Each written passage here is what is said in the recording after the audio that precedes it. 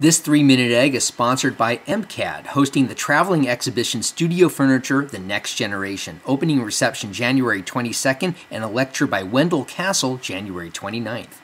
Haven't met too many women in this business that I really like, but you could hold a little liquor, you could hold the conversation, you could hold your own mic.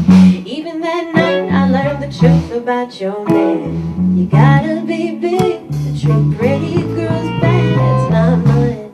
I first met Dessa Darling about a decade ago when she was a member of the Minneapolis slam poetry team, and just last year she turned out a small book of her essays and poems, but she's really coming on as a musician. She's a member of the Doomtree crew, and her first album, A Badly Broken Code, comes out tomorrow. She's celebrating with a CD release party at the Fine Line, and she's about to go on a national tour, her first, supporting fellow Doomtree crew member POS, and we're going to talk with Dessa in her apartment about where she's coming from as a writer and a musician, and drop into a rehearsal with members of Heiruspecs as her backing band on this edition of 3-Minute Egg.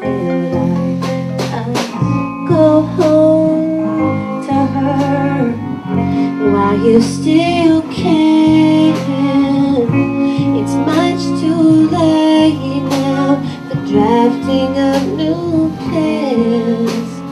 I initially had the biggest interest in the written word. Took a really awesome class at the U of M that focused on creative nonfiction. I had an interest in being an essayist, but I had no idea how to get people to listen, to how to share that work publicly. You know, it seemed like a really distant, daunting challenge to get printed. So I ended up doing some of the spoken word poetry when I first met you. And then after performing that circuit for a while, I met a couple of guys in the hip-hop scene who asked if I wanted to be part of their projects. So it was kind of a stepwise progression from written word to page poetry to rapping. Such a sentimental novel, give you cavities if it doesn't drive you to the bottom. As for me, I'll take another kerosene if you've got it something harder, built like a moth, you see. And I still get chills when you talk to me. I did wonder why they asked me in, but more than wondering why they would ask a woman in, I thought, why'd they ask? I'm kind of geeky, you know? I mean, I'm cool, I'm fun, I'm hip, but I'm kind of nerdy compared to them. And so I remember thinking, how is it that they would imagine that my aesthetic and theirs would work together? I was privately worried that if I only sang the hooks, the choruses in the songs, that I would be relegated to that role only, which is one that is maybe too common in hip-hop. The only time you hear a woman is when she's singing a chorus. I knew I didn't want that, so I didn't sing choruses for a long time in an effort to avoid that. I'd be looking for better. But I got this broken habit, I can glue it back together. The fever, the fire, the feathers, the fever defies measure. And good sense won't venture where the moth won't let it. You're asking me, I can't say no. I love really articulated rap verses. At the same time, I think that as a woman in her early 20s, righteous indignation is really easy to do. And I have a lot fewer reasons to be righteous, and maybe than I did then. You know, I've made my errors, and I've learned a lot, I hope.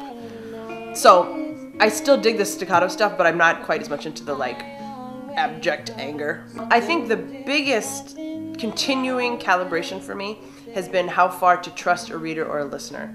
So trying to figure out how slightly and with what light brushstrokes I can create my scene before moving on to my next scene has been really difficult so far. It's not much but my money, not much but my money, not much but my money's on you. We'll always be Doomtree.